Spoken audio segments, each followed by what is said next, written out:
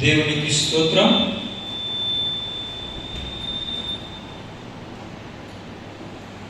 ప్రభువైన యేసుక్రీస్తు నామములో కూడి చేరొచ్చిన మీ అందరికీ మా ప్రేమ దేవునికి స్తోత్రం. ఈ సమయంలో ఈనాటి వాక్య ధ్యానంలోకి వెళ్ళిపోదాం. ఈనాటి వాక్య ధ్యానం కొరకై పరిశుద్ధ గ్రంథమైన బైబిల్లో నుండి 141వ కీర్తన 2వ వాక్యం.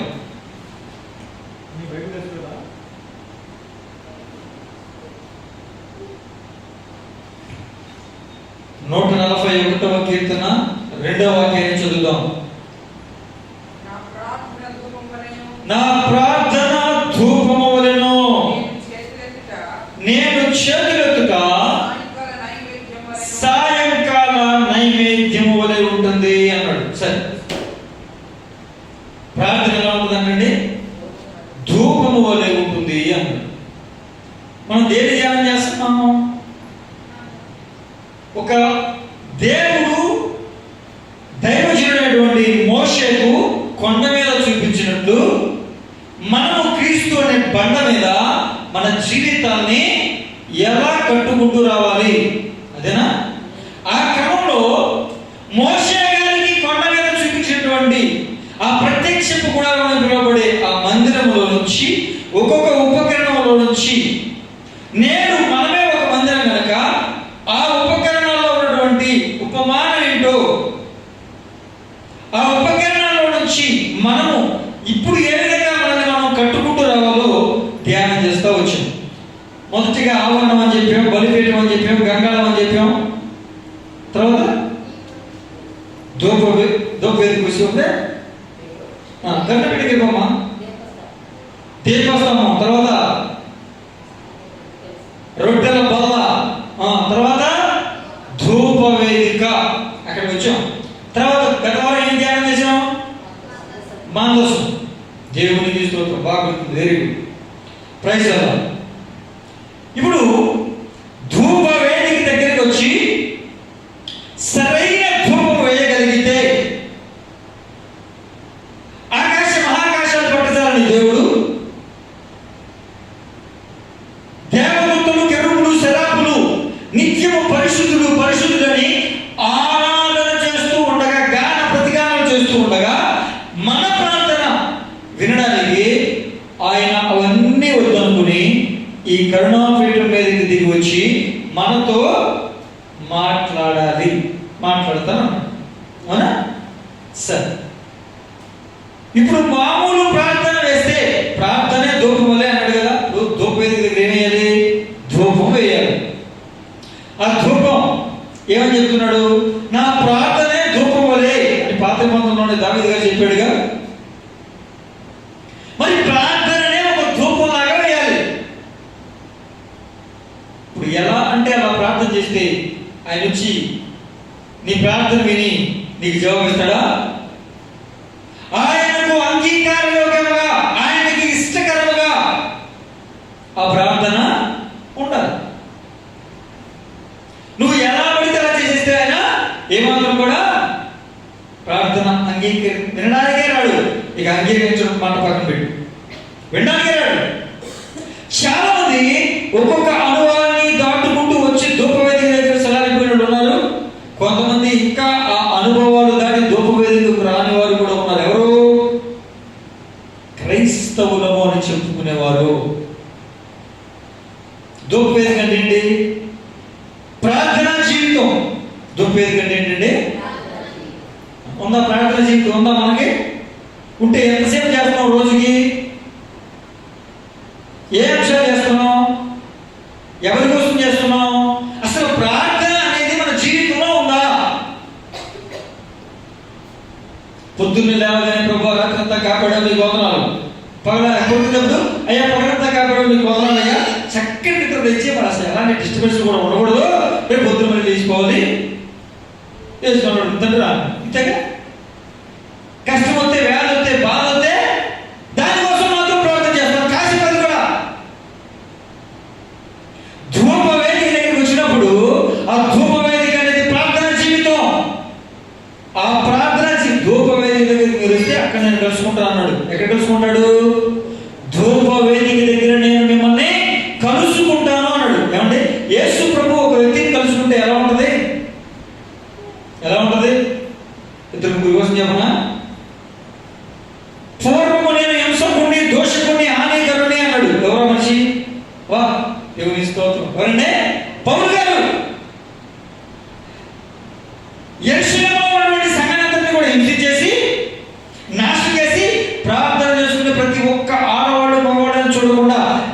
ఇష్టమొచ్చినట్టుగా ప్రవర్తించి దమస్కులో ఉన్నటువంటి పట్టణాల్లో ఉన్న క్రైస్తవుని సంఘాన్ని కూడా నాశనం చేయడానికి గవర్నర్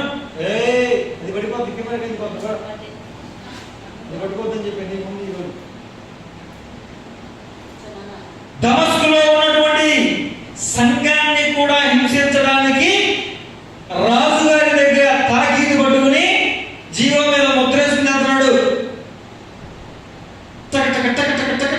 అనకుండా గుర్రం మీద దమస్కు వెళ్ళే మార్గంలో కలుసుకున్నాడు యేసయ్య. దేవునికి స్తోత్రం. హల్లెలూయా. ఒక ఉగ్రవాదితో పోల్చదగినటువంటి జీవితం కలిగినటువంటి పౌలు గారి జీవితం యేసయ్య కలుసుకోగానే ఎలా మారిపోయిందండి? ఎలా మారిపోయింది? ఏ సంఘాన్ని హింసించాలని చూశాడు అలాంటి సంఘాలు 100లో నిర్మించేశాడు. దేవునికి స్తోత్రం. ప్రార్థన చేస్తే ఆడవాళ్ళు మగవాళ్ళు అని చూడకుండా ఇష్టం వచ్చినట్టుగా కొట్టి ఆడవాళ్ళు కూడా చుట్టుముడు మిగిల్చుకొచ్చేవాడేమో. ఏమంటే అలాంటి ప్రార్థన లేకపోతే చచ్చిపోతారా మీరు? ప్రార్థన చేయాలి రండి ప్రార్థనని కూర్చోబెట్టి ప్రార్థన చేయించాడు. దేవునికి స్తోత్రం. క్రీస్తు అనే సంఘానికి పునాది వేశాడు. దేవునికి స్తోత్రం. ఒక స్త్రీ ఉంది. ఆ సందర్భంలో ఆమె కోసం రాయబడిన మాట పాపాత్మురాలు. ఎవరంటే చెప్పాలి ఎవరు? పాపాత్మురాలు. పాపాత్మురాలైన స్త్రీ యేసయ్యను కలుసుకోవడానికి వచ్చింది. జీవితం మారిపోయిందా లేదా? మారిపోయిందా లేదా? సమరయ స్త్రీ ఆమెను కలుసుకోవడానికి యాకోబు బావి దగ్గరికి వచ్చాడు. సమరయ స్త్రీని కలుసుకున్నాడు. పాపపు దహం అప్పటికే 5 కొంపలు కూల్చింది. 5 కొంపలు కూల్చి ఇప్పుడు 6 కొంప కేస పెట్టి 6వ వాడితో ఉంటుంది. ఈశ్వరుడు అదే మాట మాట్లాడాడు. అమ్మా ఈ పెర్మిట్ తీసుకురా అంటే, అయ్యా నాకు పెర్మిట్ ఏంటి అమ్మా ఇప్పుడు 5 కొంపలు కూర్చేసావు తల్లి, ఇప్పుడు 6 కొంపలు ఉన్నావు ఏంటి మరి పరిస్థితి అన్నాడు. అయ్యో బాబో నా గురించి నువ్వు మొత్తం చెప్పేవాడు, నువ్వు ప్రవక్తవి, నువ్వు మెచ్చే కాబట్టి ఇంకెవరు నేను నమ్మేశానని ఆమె ఆ కడవ పగలగొట్టిందా? నీళ్ల కోసం వచ్చిన కడవ పగలగొట్టేసిందా? పగలగొట్టింది ఆవిడ కడవ కాదు. హృదయం విరిగిపోయింది. పాపపు హృదయం పగిలిపోయింది. కామపు హృదయం విరిగిపోయింది. దేవునికి స్తోత్రం. అప్పటి వరకు పాపం చేసినటువంటి ఆ స్త్రీ అప్పుడు వెళ్ళి ఊర్లోకి వెళ్ళి ఏమని చెప్తుందండి? నేను చేసినవని నాకు చెప్పినవాడు మెస్సయ్య కూడా. అంటే దేవునికి స్తోత్రం. హల్లెలూయా. హల్లెలూయా. జక్కయ్య సపోజ్ ఉదాహరణకి మనోడు నాకు 10 రూపాయలు, నేను జక్కయ్య అనుకున్నాను. ఇస్రాయేల్ నాకు ఎంత ఇవ్వాలండి? పోనీ 1000 రూపాయలు అనుకున్నాను. మరి 10 రూపాయలు 1000 రూపాయలు ఇవ్వాలి. 4 రోజుల తర్వాత ఏమండి 100 రూపాయలు ఎక్కువ వేసి 1100 ఇస్తాను అన్నాడు. అంటే వడ్డీ ఎంత? 100కి 10 రూపాయలు, 1000కి 100 రూపాయలు, 1100 ఇస్తాను అన్నాడు. 1100తో వచ్చాడు. ఏంటి 1100 ఇస్తున్నావు? 1300 ఇస్తావా చేస్తావా? అలాంటి మనస్తత్వం నాది. అంటే నాది జక్కే అర్థండి. అంత దారుణంగా వసూలు చేసేవాడు. యేసు ప్రభువును చూద్దామని వచ్చాడు. యేసు ప్రభు కలిశాడు. ఏం జరిగిందండి? ఆ దుర్మార్గుడైనటువంటి లంచగొండి అయినటువంటి జక్కయ్య మార్పు చెందాడు లేదా? నేను చెప్పేది కూడా ధూప వేదిక దగ్గరికి మీరు వస్తే నేను అక్కడ కలుసుకుంటాను. ఆయన ఒక్కసారి నిన్ను కలిస్తే నీ జీవితం మారిపోతే. దేవునికి స్తోత్రం. అంధకార చీకటిని తొలగిపోయి వెలుగుమయమైపోతే నీ జీవితం. దేవునికి స్తోత్రం. రాకపోయి దగ్గరికి ఆయన నిన్ను కలుసుకోవడానికి సిద్ధంగా ఉన్నాడు. ధూప వేదిక అంటే ఏమని చెప్పుకున్నాం? చెప్పాలి. ప్రార్థనా జీవితం. ప్రార్థన చేయాలంటారా? క్రైస్తవులైనంత మాత్రం ప్రార్థన చేయరా ఏంటండి? దేవుడు ప్రేమ గల దేవుడు, అందరికీ దీవెనలు ఇస్తాడు. మనం చంపేస్తానండి ప్రార్థన చేయకపోతే. ప్రార్థన ఎందుకు చేయాలి? ఇప్పుడు మాటలు చెప్పి ముందుకు వెళ్తాం. ప్రార్థన చేస్తే ఆయన కలుసుకుంటాడు అని చదివాం. ఆయన కలుసుకుంటే మనం ఆయనలాగా మారిపోతాము అని 1 యోహాను పత్రిక 3వ అధ్యాయం 1-2 వచనాల్లో ఉంది. చదువుతుంది అవుతుందండి. ఆయన మనం కలుసుకుంటే ఆయన వలే మారిపోతాం. ఇప్పుడు అందుకే పౌలు ఏమన్నాడు? క్రీస్తు స్వరూపము మీ యందు ఏర్పడే వరకు ఏ విధము చేతనైనా మిమ్మల్ని ఆయన స్వరూపంలోకి తేవాలి. ఆ క్రీస్తు స్వరూపం ఏందో ఏర్పడే వరకు నాకు ప్రసవ వేదన కలుగుతుంది అని చెప్పాడు. ఆయన రూపం రావాలి. ఆయన రూపం రావాలంటే ఏం చేయాలి? మనం ఆయన్ను కలుసుకోవాలి. నోటి చెప్పాలి. నేను ఆపేమంటే చెప్పాలి. నెక్స్ట్ వచ్చే పదం అంతలాగా అటెన్షన్ ఇక్కడ ఉండాలి వాక్యం మీద. నాకు చేతగాక ఆ పదం నాకు రాక మీతో చెప్పించడానికి.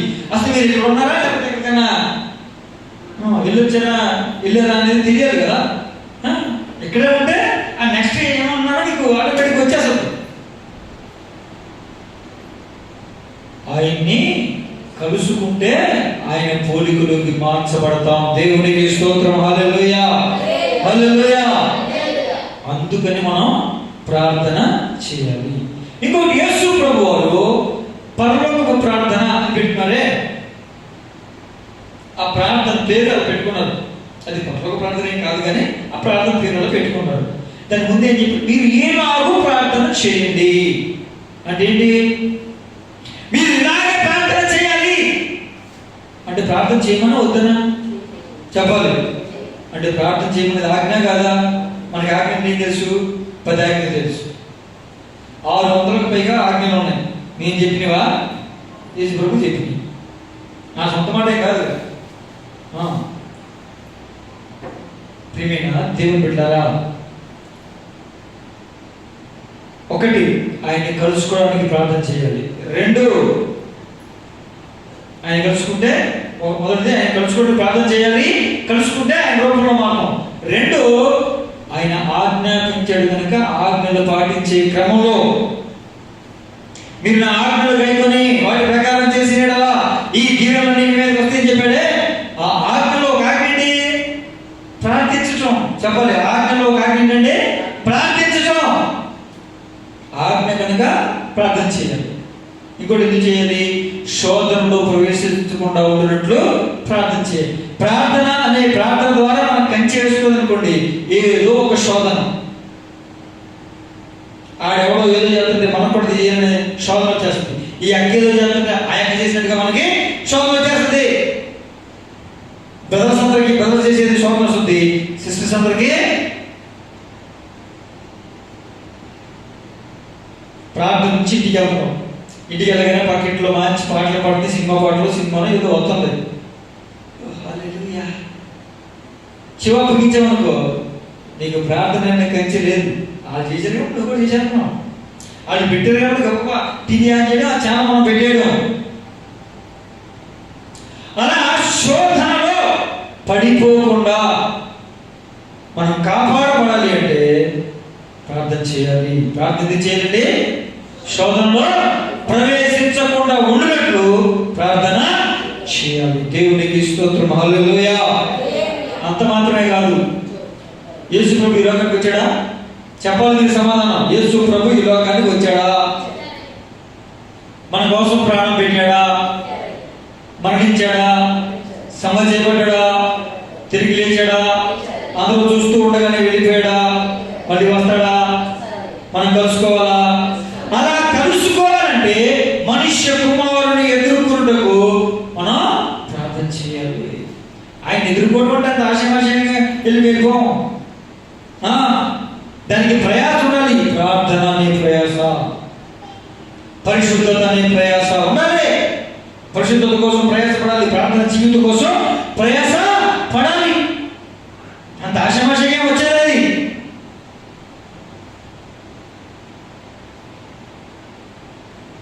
దేవునికి స్తోత్రం.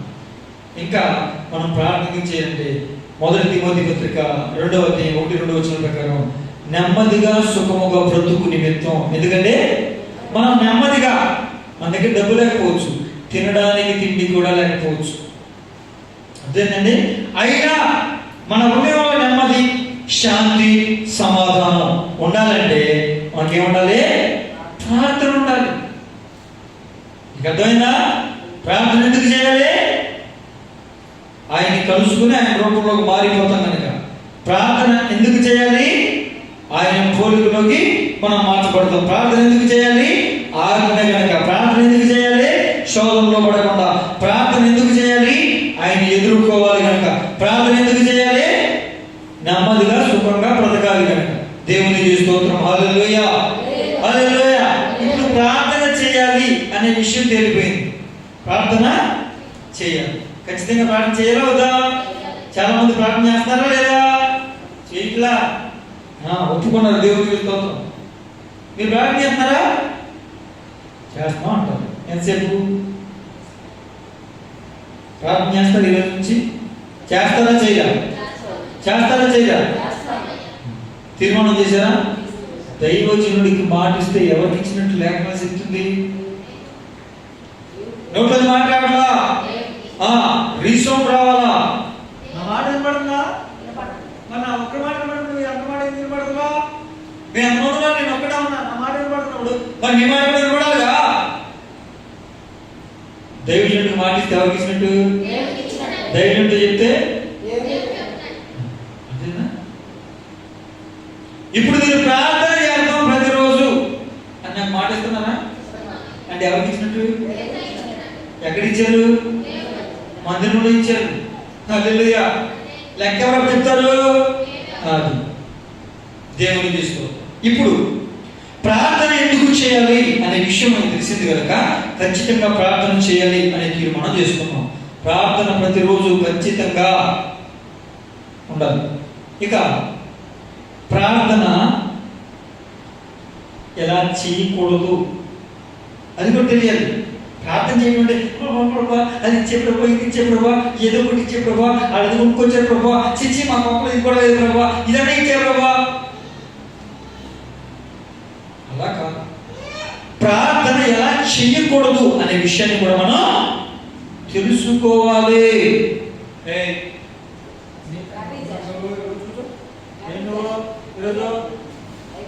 బాటిల్ ఇస్తేనే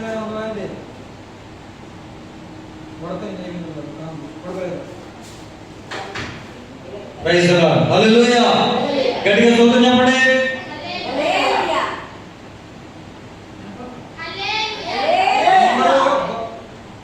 వాయిదాల ప్రకారం చెప్తాను నేను. అందరూ ఒకేసారి చెప్పండి గట్టిగా. మరి ఇంకోసారి చెప్పండి. దేవునికి స్తోత్రం. ప్రార్థన ఎలా చేయకూడదంటే ఏమండి, పాపం మనలో పెట్టుకుని ప్రార్థన చేయకూడదు. ఏం పెట్టుకుని? పాపం మనలో పెట్టుకుని ప్రార్థన చేయకూడదు. ఒకసారి మాట్లాడండి. 66వ కీర్తన 18. 66వ కీర్తన 18వ వాక్యం.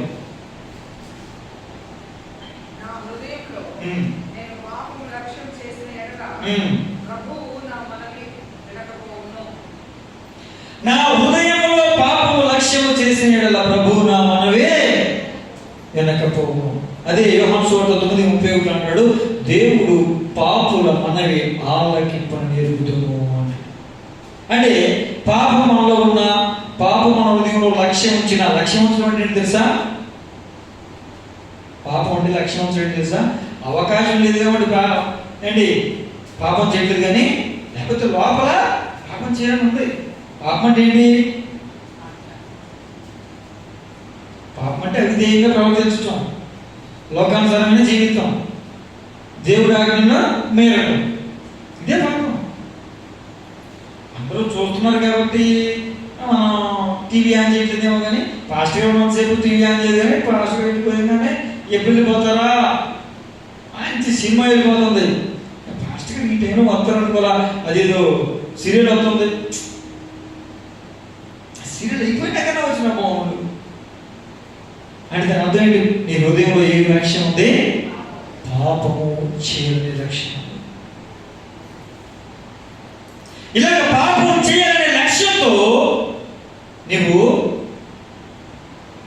నీ హృదయంలో పెట్టుకుని ప్రార్థన చేస్తే నీ ప్రార్థనకి జవాబు రాదు కనుక పాపము నీలో ఉండకూడదు. ఒకటి, పాపాన్ని లక్ష్యం చేయకూడదు, లక్ష్యము చేయకూడదు. అర్థమైందా ఎలా ప్రార్థన చేయకూడదు? దేవునికి స్తోత్రం. ఇంకొకటి, అసమాధానముతో ప్రార్థన చేయకూడదు. ఆతయ్యతో వీధిలో గొడవపడేసి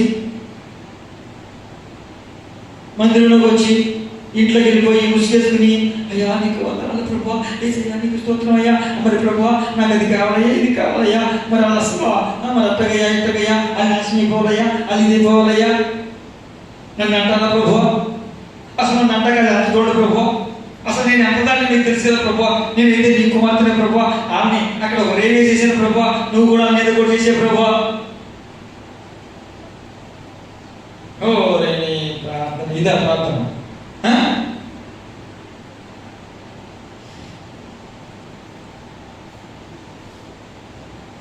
అసమాధానంతో ప్రార్థన చేయకూడదు.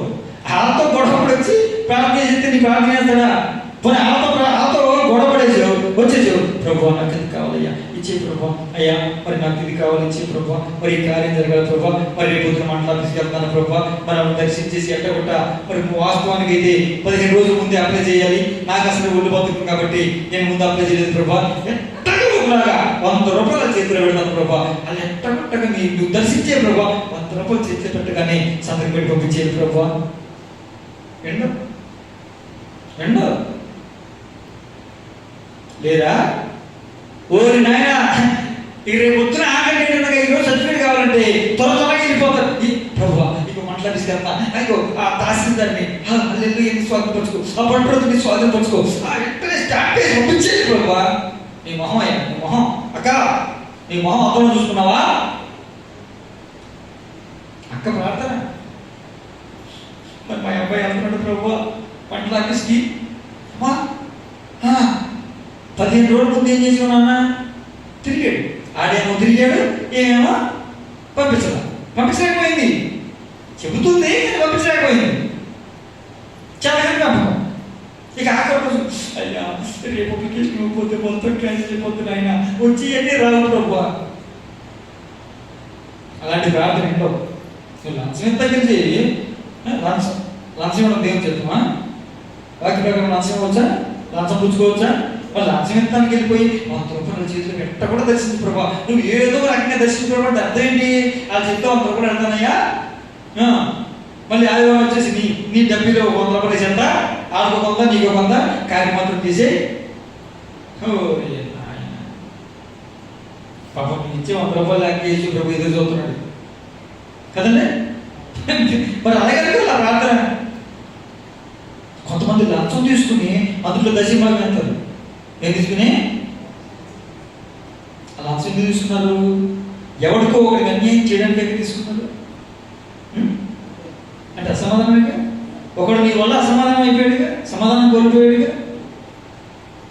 అసమాధానంతో అత్త కోడలతో, భార్య భర్తలతో, ఏమంటే ఇరుగు పొరుగు వారితో సమాధానముగా ఉండాలి. అప్పుడు నువ్వు ప్రార్థన చేయాలి. అసమాధానంతో నువ్వు ప్రార్థన చేయకూడదు. దేవునికి స్తోత్రం. హల్లెలూయా, హల్లెలూయా. ఇంకొక విషయం ఎలా ప్రార్థన చేయకూడదు అంటే అవిశ్వాసంతో ప్రార్థన చేయకూడదు. ఎలాగంటే కొంతమంది ప్రార్థన చేస్తారు కానీ ప్రభువా మరి నేనైతే ప్రార్థన చేశానయ్యా నీ చిత్తమైంది ప్రభువా అని యేసు నామములో అడుగుతున్నాను తండ్రి ఆమేన్ అని కొంతమంది చేస్తారు. కొంతమంది ప్రభు ఇది ఈ కార్యం చేయ ప్రభా, ఎలాగే నువ్వు చేయగలవు ప్రభా, నీకు అసాధ్యమైంది ఏది లేదు ప్రభా, ఓ నువ్వు ఈ కార్యం చేసి నమ్ముతున్నాను యేసు నామములో అడుగుతున్నాను తండ్రి ఆమేన్ అని బయటకు వస్తుంది. పక్కన ఇంకో ఉంటుందిగా, ఇప్పుడు దాకా ఏం చేసావు అమ్మాయి అంటే అక్క ప్రార్థన తీసుకున్నాను అక్క, నీ ప్రార్థన వింటాడే దేవుడు, నువ్వు ప్రార్థన చేస్తే దేవుడు ఊరికాక ఏమో జరిగినో లేదో ప్రార్థన చెయ్యాలి కాబట్టి చేసాము. విశ్వాసం ఉందా? ప్రార్థన చెయ్యాలి అంటే నువ్వు ప్రార్థనలో అడిగింది నువ్వు పొందుకుంటావు అనే విశ్వాసం నీకు లేదు. అదే అన్నాడు అవిశ్వాసంతో ప్రార్థన చేయకూడదు. నీవు ప్రార్థనలో అడిగినవన్నీ పొంది ఉన్నావని నమ్మి మీరు ప్రార్థన చేయండి అన్నాడు. మీరు నా నామమున తండ్రి ఏది అడుగుతారో అవన్నీ అన్నీ మీకు అనుగ్రహించబడతాయి అని చెప్పాడు. అయితే ఏది అడగాలి, ఏది అడగకూడదు, వాక్య ప్రకారం అడగాలి, ఏది పడితే అది అడగకూడదు. అర్థమవుతుందండి? ఆయన ప్రార్థన చేశాడంట, ప్రభువా మరి ఈరోజు నా ఫేవరెట్ హీరో సినిమా రిలీజ్, ప్రభువా ఆ గుంపులో నాకు టికెట్ దొరకడానికి ఎట్టా టికెట్ దొరకడానికి నాకు సహాయం చేయ ప్రభువా. దానికి ఏమాలిన ప్రార్థన నేను అన్నది అంటే, నా నామములో మీరు ఏది నిర్ణయిస్తారండి అది వెళ్తాడా అది. అందుకు చెప్పా, ఊరిని చెప్పట్లా. మీరు అవిశ్వాసంతో ప్రార్థన చేయకూడదు. మీరు ప్రార్థన చేస్తే ఈ కార్యాన్ని ప్రభు చేస్తాడని నమ్మాలి. దేవునికి స్తోత్రం. హల్లెలూయా, హల్లెలూయా. ఇక విసుకక ప్రార్థన చేయాలి. ఎలాగంటే విసుకక అంటే ఒక కార్యం కోసం ప్రార్థన చేయడం ప్రారంభించాం, అయితే ఆ కార్యం జరగదు, ప్రార్థన చేస్తాం జరగదు, ప్రార్థన చేస్తాం జరగదు, అయినా విసుకక మానక ప్రార్థన చేయాలి. దేవునికి స్తోత్రం. హల్లెలూయా. ఎప్పటి వరకు? పొందుకునే వరకు, కార్యం జరిగే వరకు. దేవునికి స్తోత్రం. కొంతమంది ప్రార్థన చేస్తారు, ప్రభువా నీ చిత్తమైతే ఇది చేయి ప్రభువా, నీ చిత్తమైతే ఇది చేయి ప్రభువా. ప్రభు ఏమన్నాడు? నా నామమున మీరు ఏది అడిగితే తండ్రిని అది ఇస్తారని చెప్తే నీ చిత్తమైతే ఇది చేయి ప్రభువా అన్నాడు. దాని అర్థం ఏంటంటే, నువ్వు ప్రార్థన చేసేది దేవుడి చిత్తం కాని విషయమా? ఒకవేళ దేవుడి చిత్తం కాని విషయాన్ని నువ్వు ప్రార్థన చేస్తే అసలు నువ్వు ఆ విధంగా ప్రార్థన చేయకూడదుగా, అవునా కదా? దేవుడి చిత్తం కాని విషయాన్ని ప్రార్థన చేయొచ్చా? మరి ప్రార్థన చేసి నీ చిత్తం అయితే మరి ప్రార్థన చేస్తాక మరి దేవుడి చిత్తం. నీకంటూ ఒక క్లారిటీ ఉండాలి. ఈ విషయాన్ని నేను అడగవచ్చు, ఈ విషయం గురించి నేను ప్రార్థన చేయొచ్చు, ఈ విషయం గురించి నేను ప్రభు పాదాలు పట్టుకోవచ్చు. ఏదో ఒక రోజు కనిపిస్తాడు. ఆ క్లారిటీతో నువ్వు ప్రార్థన చేయాలి. ఆ క్లారిటీ లేకుండా నువ్వు ప్రార్థన చేయకూడదు. ఇక ప్రార్థన చేసినప్పుడు క్లారిటీ లేకుండా దేవుడు చెప్తాం, ప్రార్థన చేస్తాక దేవుడు చెప్తా ఉంటావు. ఎందుకు జరుగుతుంది? నీకే నమ్మకం లేదు, నీకే ఒక క్లారిటీ లేదు. ఎందుకు జరుగుతుంది? చెడు.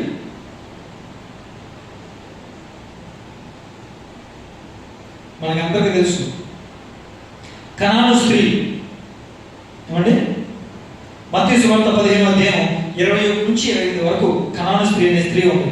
అన్యురాలు. యేసు ప్రభు ఆ ఊర్లో వెళ్తున్నాడని తెలిసి ఆయన కోసం విని బోధకుడా బోధకుడా నాపింది. ఆయన పట్టించుకోవాలి. బోధకుడా బోధకుడా అని పిలిచింది, ఆయన పట్టించుకోవాలి. మరలా బోధకుడా బోధకుడా అని పిలుస్తుంటే ఆగాడు. వెళ్ళి ఏంటమ్మా అంటే, అయ్యా నా కుమార్తెకు దెయ్యం పడింది, కొంచెం విడిపించు, నువ్వైతే ఏమైనా చేయగలవని అందరూ అంటే నేను విన్నాను, నమ్మాను, నువ్వైతే చేయగలవు అంటే, సారీ అమ్మా నేను ఎస్ఐకి చేస్తాను, మీకు చేయగా అన్నాడు.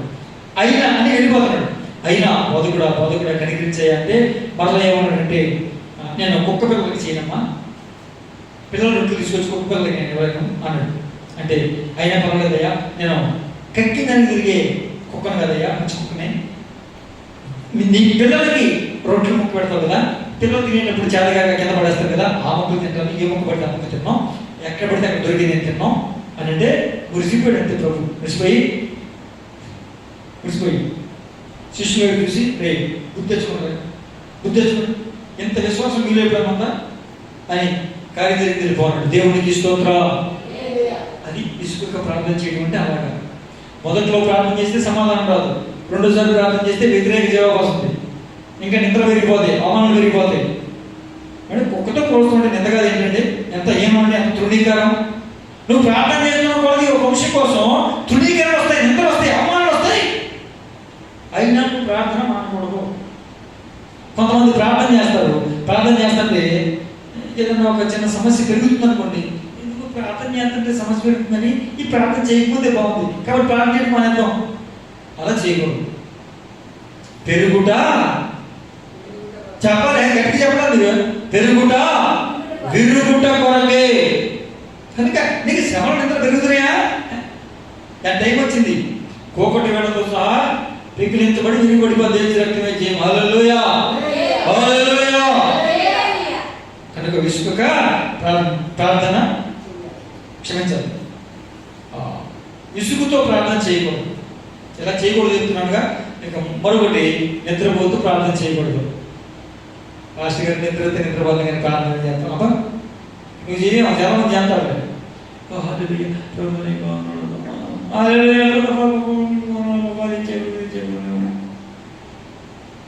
ఇల్లు మామూలుగా కూర్చొని ప్రార్థన చేయలేదు, నిద్రపోయి వెళ్ళి కూర్చున్నా ప్రార్థన చేయి. నిద్రపోతూ ప్రార్థన చేయకూడదు. నీ శరీరం బడలికతో ఉన్నా, నీ శరీరం అలసిపోయిందా, నిద్ర వస్తుందా, ప్రార్థన కూర్చుంటే కాసేపు పడుకో, వెలుగు వస్తుంది, అప్పుడు లేచి ప్రార్థన చేసుకో. నిద్రపోతూ ప్రార్థన చేయకూడదు. ఇంకొకటి, గురి తప్పే ప్రార్థన చేయకూడదు. గురి తప్పడం అంటే ఒక అంశాన్ని పెట్టుకుని ప్రార్థన చేస్తున్నాం, ఆ అంశం మీదే నీ టార్గెట్ ఉండాలి. అంశం మీదే నీ టార్గెట్ ఉండాలి. ఈ సాతానుగాడు ఆ అంశం కోసం చేస్తుంటే వేరే ఏదో ఇస్తాడు, వేరే ఏదో చూపిస్తాడు, ఇటు బాగోడు. అర్థమవుతుందా?